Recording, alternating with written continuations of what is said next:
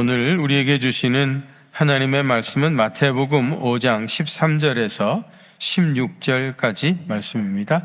이 계시의 말씀을 통하여 하나님의 음성 들으시기를 바랍니다. 너희는 세상의 소금이니 소금이 만일 그 맛을 잃으면 무엇으로 짜게 하리요? 후에는 아무 쓸데 없어 다만 밖에 버려져 사람에게 밟힐 뿐이니라. 너희는 세상의 빛이라 산 위에 있는 동네가 숨겨지지 못할 것이요 사람이 등불을 켜서 말 아래 두지 아니하고 등경 위에 두나니 이러므로 집안 모든 사람에게 비치느니라. 이같이 너희 빛이 사람 앞에 비치게 하여 그들로 너희 착한 행실을 보고 하늘에 계신 너희 아버지께 영광을 돌리게 하라. 아멘.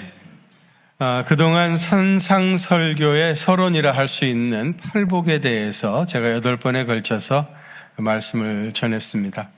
유익하셨나요? 네, 감사합니다.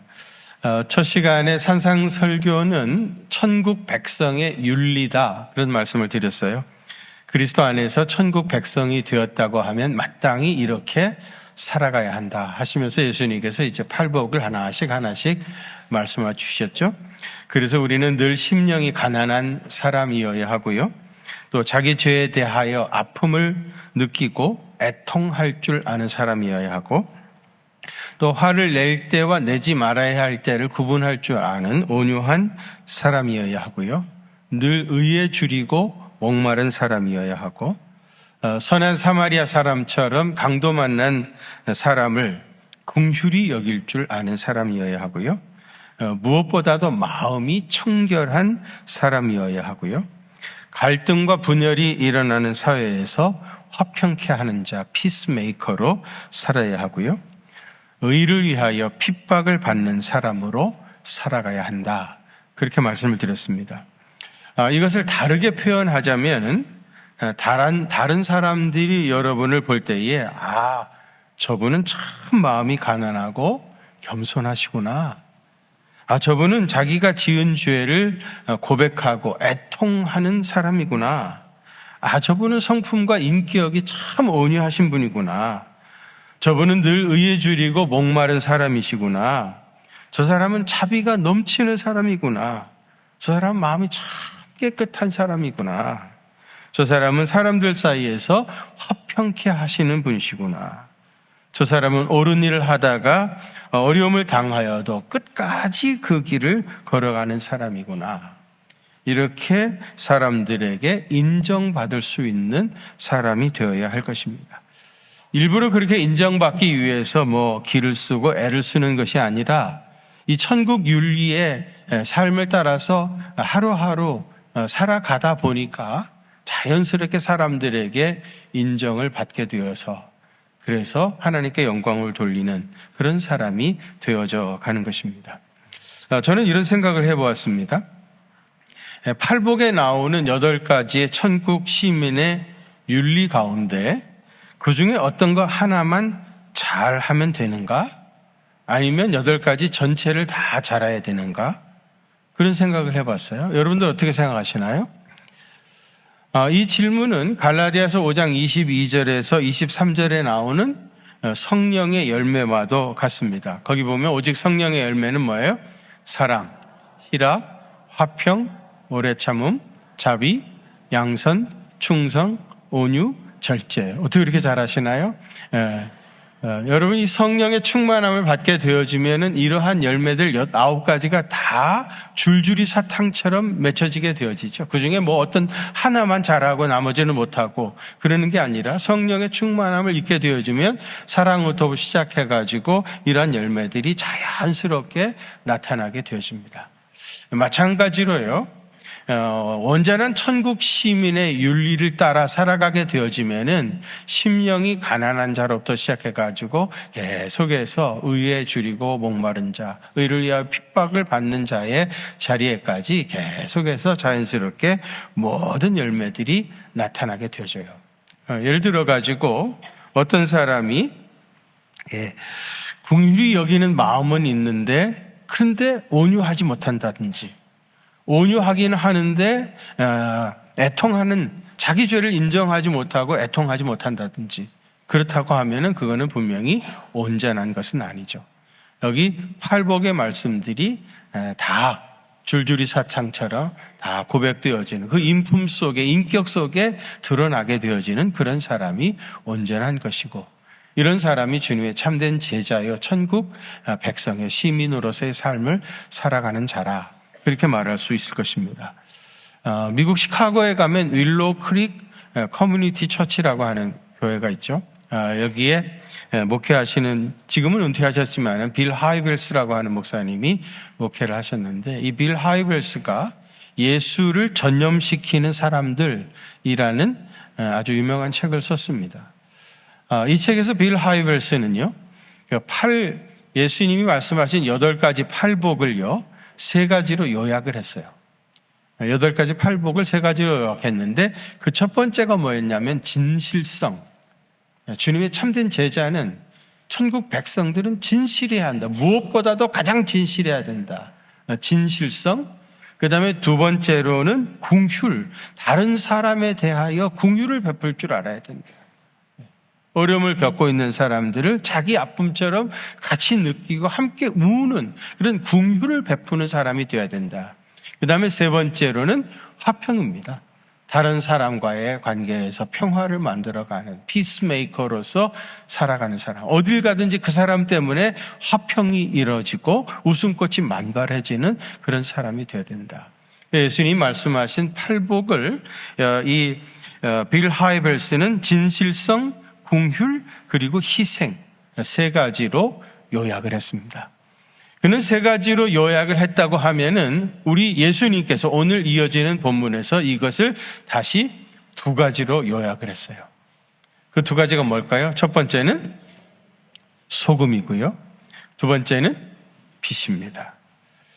우리 주님께서 오늘 우리 본문에서 너희는 세상의 소금이라 그렇게 말씀하셨죠? 13절 한번 같이 봉독하십니다. 13절 시작.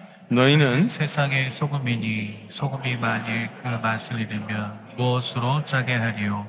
후에는 아무 쓸데없어 다만 밖에 버려져 사람에게 밟힐 뿐이니라. 아멘. 너희는 세상에 뭐라고요? 소금이라 그랬어요. 사실은 세상에 소금보다 더 귀하고 값진 것들이 많이 있죠. 그런데 왜 세상에 소금이라고 하셨을까요? 너희는 세상의 다이아몬드라 그렇게 말하지 않고요. 너희는 세상의 소금이라 그랬어요. 다이아몬드가 소금보다 훨씬 비싸죠. 그런데 여러분, 다이아몬드라고 하지 아니하고 소금이라고 이야기한 이유는 뭘까요? 소금은 사람이 생존하는데 없어서는 안 될 필수품입니다. 다이아몬드는 비싼 것이지만 없어도 살죠. 저는 다이아몬드는 고사하고 다이아먼지도 없는 사람인데요. 다이아먼지도 없이 평생을 살지만 아무 불편한 게 없습니다. 다이아먼지 없다고 무슨 문제가 되는 게 하나도 아니에요. 그러나 여러분, 소금은 없으면 큰일 나죠. 생존에 꼭 필요한 것입니다. 직장 생활하는 사람을 영어로는 뭐라고 그러죠? 샐러리맨이라 그렇게 말하죠. 샐러리. 왜 그런 말이 왔을까요? 이 샐러리라고 하는 말은요, 라틴어 살트에서 왔어요. 살트가 뭐죠? 소금입니다. 옛날 로마 사람들 공무원 월급을 살트, 소금으로 줬어요. 그래서 살트 받는 사람들, 그래서 샐러리맨, 그렇게 이제 말하는 것입니다. 너희는 세상의 소금이라고 말씀하신 뜻이 무엇일까요? 한 3가지 정도로 정리해서 말씀을 드리려고 하는데, 그 첫째는 맛을 내는 사람이에요. 너희는 세상에 들어가서 맛을 내는 사람이다. 그렇게 살아야 된다. 그런 얘기죠. 이렇게 음식을 잘 만들어 놓고요. 제일 중요한 건 뭐죠? 간을 보는 거죠. 간. 그렇죠? 간이 맞아야죠. 제 아내가 음식 다 만들고 항상 저한테 마지막으로 간을 보래요. 그 음식을 누가 만드는 겁니까? 제 아내가 만드는 거야? 간본 내가 만들었나요? 어쨌든 간에 간이 맞아야죠. 아무리 음식을 잘 만들었어도 싱겁다거나 짜거나 그러면 음식이 제맛을 나지 않죠. 소금이라고 하는 것이 간을, 맛을 내는 겁니다. 그래서 이제 음식 준비하고 간이 맞으세요? 이렇게 물어보지 않습니까? 그런데 여러분, 소금이 음식 속에 들어가서 맛을 내려고 하면은 이 소금이 녹아지고 없어져야 되죠. 그냥 그대로 살아 있으면은 맛을 낼 수가 없습니다. 촛불도 불을 밝히려고 하면은 자기 몸을 태워야 하는 것처럼 이 소금도 분해가 되어야, 그래서 없어져야, 그래야 맛을 내는 것입니다. 세상에 희생하겠다는 사람은 없고 다 공주 취급 받으려고 하고 다 자기만 위해 달라고 하니까 세상은 점점 살맛을 잃어가고 있는 것입니다. 마태복음 16장 24절 한번 같이 보도록 하실까요? 시작. 이에 예수께서 제자들에게 이르시되 누구든지 나를 따라오려거든 자기를 부인하고 자기 십자가를 지고 나를 따를 것이니라. 아멘. 주님을 따르려고 하면 어떻게 해야 된다고요? 자기를 부인하고 자기 십자가를 지고 나를 따를 것이니라. 반드시 자기를 부인하는 과정을 겪어야 주님의 제자가 될 수가 있습니다. 그러면 자기를 부인한다라고 하는 것이 구체적으로 뭐겠습니까? 더 이상 자기 이기심의 종로로 타지 않는 겁니다. 이기적인 사람, 자기 중심적인 사람은 주님의 참된 제자가 될 수가 없어요. 자아가 여전히 살아있으면 천국 백성으로 살아갈 수가 없고 소금이 될 수도 없어요. 자기 자신을 부정하고 자기 자신이 깨져야 됩니다. 나를 깨트리고 다른 사람을 더 세울 수 있는 이런 사람이 소금 같은 사람이에요. 연말이 되면 서로 남녀 선교 회장하라고 그러죠. 참 우리 교회는 이 정도입니다. 다른 데는 막 서로 하겠다고 하는데 우리는 양보. 집사님이 하세요. 권사님이 하세요. 나는 부족해서 안 해요. 그래. 자꾸 양보하잖아요. 하도 해라고 해가지고 할 수 없이 회장을 맡았어요. 할 수 없이. 맡으니까 이제 뭐 해야 됩니까? 원래 해도 인도해야 되고 뭐 기도해도 해야 되는데 막상 인도해 보니까 회원들이 와서 자리를 잡고 참여해 주는 것이 얼마나 귀한지 몰라. 한 사람이 얼마나 귀한지 모르겠어. 뭐 사람이 와야 뭘 해먹지. 회원들이 날 회장 시켜놓고 아무것도 도와주지도 않고 회의도 참석하지 않으니까 얼마나 힘들은지 몰라. 그래도 자기가 회장이니까 어떻게 해가지고 하여튼 1년을 다 채웠어요. 그러면 1년 동안 자리 채워주는 것 그 자체가 이렇게 큰 일이라고 하는 거 알았으면 그 다음부터 어떻게 해야 돼요? 누구보다도 앞장서서 자기 자리라도 하나 채워줘야지. 그런데 회장 끝나면 바람과 함께 사라지는 거예요. 왜 웃으시나요? 바람과 함께 사라져버리는 거예요. 한 사람 자리 하나 채워주는 게 그렇게 귀한 일이라고 생각이 된다면은 자리를 지켜줘야 되는데 자기가 할 때는 열심히 하죠. 그런데 그 회장직을 내려놓으면은 전혀 협조를 하지 않습니다. 여러분, 다른 사람을 위해서 내가 좀 희생하면 안 됩니까? 다른 사람을 앞세우고 나는 뒤에서 조력자로 남으면 큰일 납니까? 기억하십시오. 탤런트 보면은요, 주인공들의 수명은 아주 짧습니다. 잠깐입니다. 그런데 조연 배우들은 평생을 연기하죠. 늘 주인공을 드러내고 주인공을 위해서 뒤에서 숨어서 섬기고 하는 사람들은 평생을 연기합니다. 아쉽게도 작년에 갑자기 돌아가셨지만은 일용이 엄마 김수미 씨 말입니다. 그건 평생 연기자로서 살아가지 않습니까? 소금처럼 내가 녹아 없어져야 그 공동체가 맛을 내요. 만일 내가 녹아 없어져가지고 그 공동체의 맛을 낼 수 있다고 하면은 망설이지 말고 그 길을 걸어가야 합니다. 그것이 제자의 삶이고 천국 백성의 윤리입니다. 그 다음에 소금이 되라 하는 말은 방부제 같은 사람이 되라, 그런 얘기죠. 옛날에 왜 소금이 그렇게 귀했습니까? 뭐 지금같이 냉장고가 있습니까? 뭐 김치 냉장고가 있습니까? 음식을 저장해야 되는데 소금을 가지고 이제 음식을 저장을 했죠. 김치를 담글 때도 김치에다가 김치에 소금으로 절여서 김치를 담아야죠. 한 번도 안 담아 보셨나요? 네. 이 소금에 절이지 아니하면은 발효가 되지 않고 썩어버리죠. 이 소금에 잘 절여야 그래야 이제 맛있게 발효가 되어져서 저장할 수 있는 음식이 되어지는 겁니다. 안동의 간고등어가 유명하죠. 여러분, 안동은 첩첩산중입니다. 바다도 없는 그런 산간 마을에서 간고등어가 유명해진 이유가 뭐겠습니까? 그분들은 고기를 가져다가 소금에 절여서 저장하는, 그러면서 맛을 내는 기술을 개발시켰기 때문입니다. 소금에 절이면 썩지 않을 뿐만 아니라 맛이 더욱 납니다. 사람들이 그런 얘기 흔히 하죠. 세상이 썩었다. 세상이 썩었다고 탄식합니다. 그런데 여러분, 왜 세상이 썩었습니까? 제자들이 세상에서 소금의 역할을 제대로 못했기 때문에 세상이 썩은 겁니다. 원래 세상이 썩는 것은 당연합니다. 그런데 이 썩어질 세상에 제자들이 들어가서 소금같이 방부제 역할, 썩지 아니하도록 그 역할을 감당했어야 되는데 우리가 그 사명을 제대로 하지 못했기 때문에 세상이 썩은 겁니다. 세상이 살맛나는 곳이 되지 못하고 썩어버린 겁니다.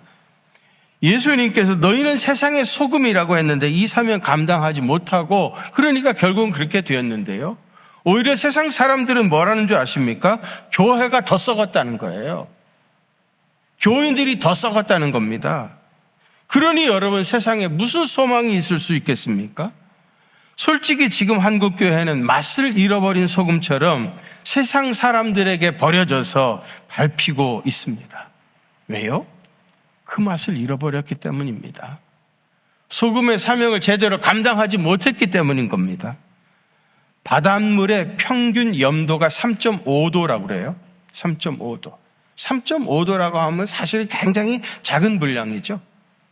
그런데 그 3.5도의 소금이 바닷물 전체를 썩지 않게 하는 겁니다.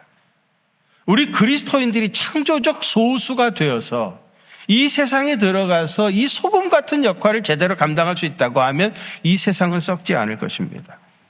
313년 콘스탄티노플 황제가 기독교를 공인하게 되어져요. 밀라노 칙령이라고 하는 것을 발표하면서 기독교를 공인하게 되어집니다. 그때 당시 기독교인들이 5% 내외였을 거다, 그렇게 말합니다. 교인들이 70%, 80% 해가지고 기독교를 공인한 게 아닙니다. 5% 내외.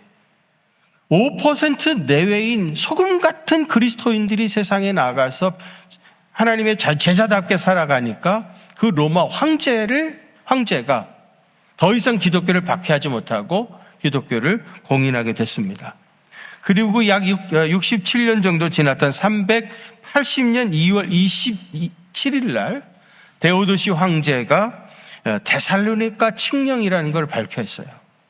거기 이렇게 되어 있습니다. 우리는 로마 시민들이 모두 우리와 같은 신앙을 가지기를 바란다. 즉 성부와 성자와 성령을 믿는 니케아 공의회의 신앙을 따르는 것이다. 그러면서 이 데오도시우스 황제가 기독교를 로마의 국교로 선포하게 되십니다. 그렇게 기독교를 박해했던 로마가 기독교를 국교로 공포하고 그때부터 기독교 천지가 되어진 겁니다. 그 사회에 지극히 적었던 소수, 소금 같은 소수의 사람들이 온 세상을 뒤집어 놓는 놀라운 역사를 이루어 갔던 겁니다.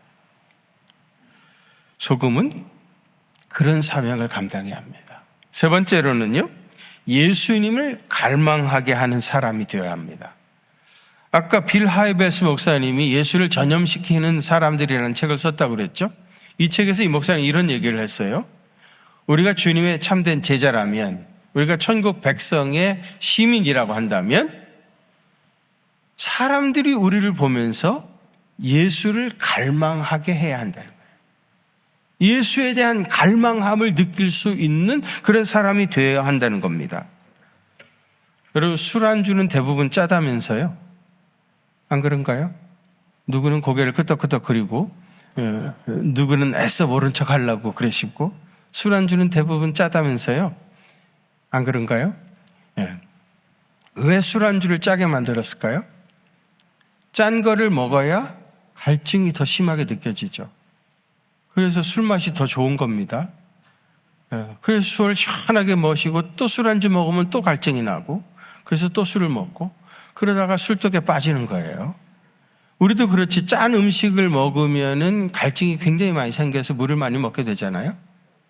근데 이 빌 하이벨스 목사님 무슨 얘기를 했는가 하면은 우리 그리스도인들은 짠 음식을 먹으면 갈증을 느끼는 것처럼 우리 그리스도인들은 세상 사람들에게 예수님을 아직 알지 못하는 사람들에게 그리스도에 대한 갈망이 일어나게 해야 된다. 영원한 생수이신 그리스도에 대한 목마름을 갖게 해야 된다. 그런 얘기를 한 겁니다. 무슨 뜻이에요? 아직 예수님을 알지 못하는 어떤 사람이 말입니다. 김 집사님께서 살아가시는 모습을 멀찍이서 이렇게 우연히 오랫동안 지켜보고 있다 보니까 나도 예수님 믿고 예수님 영접하고 주님의 제자가 되어지면 저렇게만 살 수 있다면 저렇게 살 수 있다면 나도 예수님 믿고 싶다. 나도 그리스도의 제자가 되고 싶다. 그리스도에 대한 목마름, 그리스도에 대한 그런 갈증을 느끼게 할 수 있어야 된다는 겁니다. 여러분, 우리가 세상에서 참된 제자로서 소금 같은 역할을 잘 감당하면서 그렇게 살아가게 되어지면은 우리가 살아가는 모습을 보면서 많은 사람들이 예수님을 찾게 되어지고 알게 되어지고 주님 품으로 나오게 되어지고 구원받는 놀라운 역사들이 나타나게 될 것입니다. 그 다음에 두 번째로는 너희는 세상의 빛이라 그랬죠. 14절 15절 한번 같이 봉독합니다. 시작.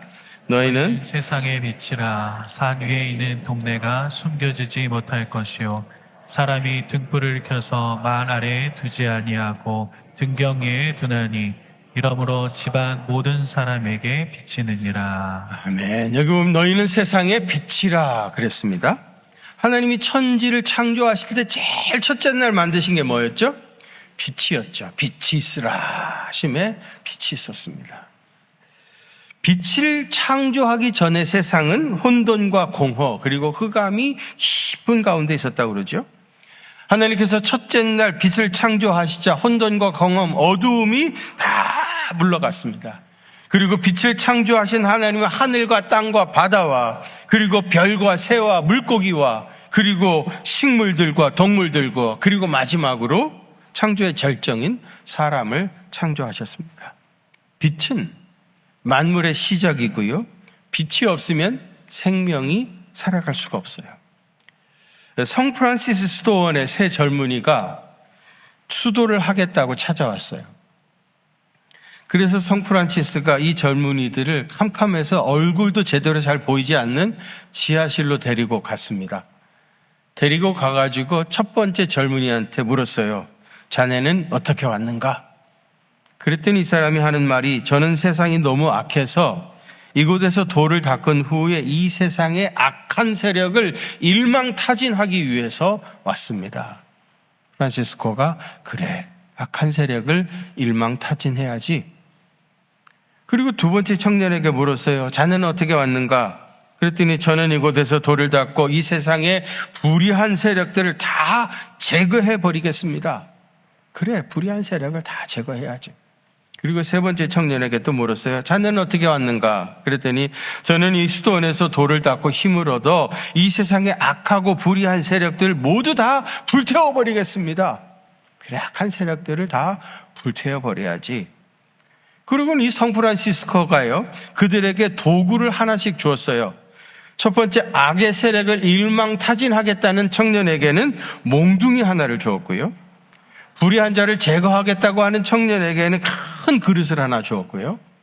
그리고 악한 세력을 다 불태워버리겠다고 했던 청년에게는 빗자루 하나를 줬습니다. 그리고 말합니다. 이 지하실이 이 세상처럼 너무 어둡기 때문에 내가 너희에게 준 것 가지고 이 어둠을 좀 물리쳐보라. 그렇게 시켰어요. 첫 번째 청년은 뭘 받았죠, 아까? 몽둥이를 받았잖아요. 몽둥이를 가지고 어둠을 몰아내겠다고 막 휜들어 대니까 옆에 있는 사람만 괜히 치고 전혀 어떻게 할 수가 없었어요. 두 번째 사람 뭘 받았죠? 큰 그릇을 받았다고 그랬죠. 이 그릇에다가 어둠을 담아가지고 어떻게 해보려고 막 담았는데 여러분, 그릇에 어둠이 담깁니까? 어떻게 할 수가 없잖아요. 또 세 번째 사람은 빗자루를 줬다고 그랬잖아요. 이 빗자루 가지고 어둠을 쓸어내겠다고 막 그러니까 먼지만 날 뿐이지 아무것도 어떻게 할 수 없어요. 쩔쩔매고 있었습니다. 도저히 어떻게 할 수가 없었어요. 그러니까 성 프란치스코가 박수를 착착 치면서 사인을 보내니까 그 수도원에 있던 수도사들이 한 사람씩 지하실에 내려오는데 그 손에 전부 다 촛불을 하나씩 켜고 있었습니다. 한 사람이 내려왔습니다. 지하실이 조금 밝아졌죠. 또 오니까 조금 더 밝아지고 더 밝아지고 나중에 수도사들이 다 저마다 촛불을 가지고 지하실에 다 모이게 되니까 그 지하실이, 그 컴컴했던 지하실이 환하게 밝혀진 겁니다. 이때 프란치스코가 젊은이들에게 그렇게 말했어요. 빛이 되어라. 빛이 되면 어둠은 저절로 물러가느니라. 여러분, 어둠이라는 것은 빛의 부재 상태입니다. 빛이 없으니까 어둠이 맺는 거예요. 그 어둠 그 자체를 몰아내기 위해서 뭐 쓸어내려고 빗자루를 가져갈 수도 없고요. 몽둥이 가지고 어둠을 몰아낼 수도 없습니다. 어둠은 빛이 되면 되는 거예요. 빛을 밝히면 자연히 순식간에 어두움은 물러가게 되어지는 거예요. 에베소서 5장 8절과 9절 말씀 한번 같이 봉독하시죠. 시작. 너희가 전에는 어둠이더니 이제는 주 안에서 빛이라. 빛의 자녀들처럼 행하라. 빛의 열매는 모든 착함과 의로움과 진실함에 있느니라. 아멘. 여기 보세요. 너희가 전에는 뭐였어요? 어둠이더니, 너희는 전에는 어둠이더니 이제는 주 안에서 빛이 되었다. 그리스도 안에서 빛이 된 겁니다. 빛이 되었다면 어떻게 돼요? 빛의 자녀들처럼 행해야죠. 이미 빛이 되었습니다. 그리스도 안에서 이미 빛이 되었다고 하면 빛의 자녀들처럼 살아야죠. 그러면서 빛의 열매는 첫째 착함, 둘째 의로움, 세 번째 진실함이 있느니라. 빛의 열매는 뭐예요? 착함과 의로움과 진실함입니다. 오늘 보면 16절에서도 이같이 너희 빛이 사람 앞에 비치게 하여 그들로 너희 착한 행실을 보고 하늘에 계신 너희 아버지께 영광을 돌리게 하라. 뭘 보고요? 너희의 착한 행실을 보고. 빛의 자녀라고 하면 세상에서 착하게 살아야 됩니다. 착한 행실을 보고 하늘 아버지께 영광을 돌리게 하라 그랬습니다. 여러분, 착한 행실이 빛의 자녀로 사는 것입니다.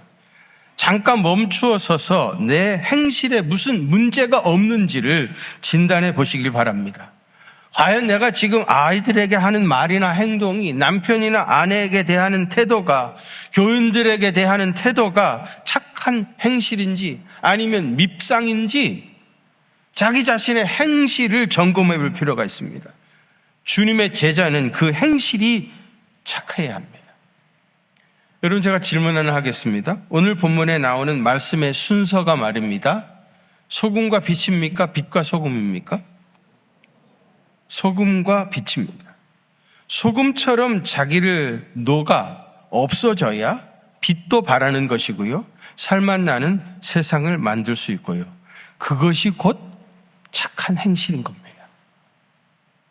그게 곧 착한 행실이에요.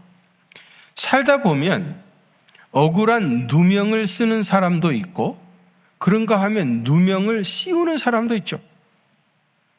내가 억울한 누명을 쓰는 사람이 되었다면 차라리 다행이고 감사한 거 아니겠습니까?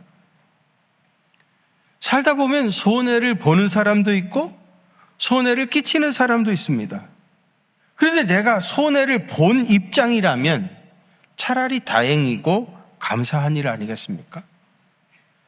누구는 가만히 앉아서 섬김을 받고 누구는 일어서서 시중을 드는 사람인데 내가 시중 드는 사람 편에 서 있다면 그게 다행이고 감사한 거 아니겠습니까? 마음이 불편한 것하고 몸이 불편한 것이 있다고 하면 몸이 불편한 쪽을 택하시는 것이 그것이 착한 행실이 될 것입니다. 너희는 세상의 소금이라 그리고 너희는 세상의 빛이라 말씀하셨던 주님의 말씀의 뜻이 무엇인지를 우리가 분명히 알게 되었는데 그것을 기억하고 세상에 나아가 빛으로 또 소금으로 살아가는 믿음의 사람 다 되시기를 주님의 이름으로 축원합니다. 걸어가신 아버지 하나님, 오늘도 팔복 이어서 주시는 세상의 소금과 빛되라 하시는 주님의 말씀을 가슴을 열어 경청하게 하시니 감사합니다. 그저 듣고 끝나는 것이 아니라 한 주간 세상에 나아가서 소금으로 그리고 빛으로 살아가는 믿음의 사람 되게 해 주옵소서. 그래서 많은 사람들이 우리의 모습을 보고 예수님을 갈망하게 하시고 주님 품으로 나오는 놀라운 은혜가 우리의 삶을 통해서 이루어질 수 있도록 역사해 주옵소서. 이제는 우리 구주 예수 그리스도의 그 크신 은혜와 하나님 우리 아버지의 무한하신 사랑하심과 성령님의 위로하심과 교통하심이 우리 경기중앙교회 사랑하는 성도들과 또 저들의 가정과 그 생업의 현장들 위에 이제로부터 영원토록 함께 계시옵기를 간절히 축원하옵나이다. 아멘.